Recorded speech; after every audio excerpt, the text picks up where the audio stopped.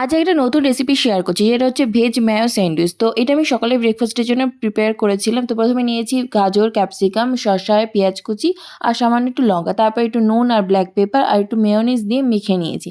এই veg Mayo স্যান্ডউইচটা সকালে ব্রেকফাস্টের জন্য একদম পারফেক্ট। তো আমি এখানে একটা ব্রেডের উপরে মিক্সারটা লাগিয়ে নিচ্ছি এবং আরেকটা ব্রেড দিয়ে চেপে দেবো।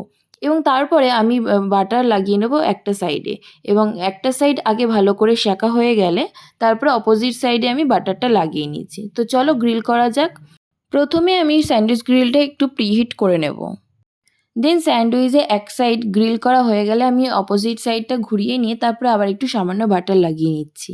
কিছুটা সময়ের জন্য আমি আর একটু গ্রিল করে নিচ্ছি। ব্যাস, আমার স্যান্ডউইচ এবার রেডি হয়ে যাবে। তো দেখো, আমার স্যান্ডউইচ এবার রেডি হয়ে গেছে। আর কেমন লাগলো অবশ্যই জানিও। এরকম রেসিপির জন্য আমার চ্যানেলটি সাবস্ক্রাইব করে রাখতে হবে। তো চলো এবার আমি আমার ব্রেকফাস্টটা কমপ্লিট করে ফেলি। টাটা।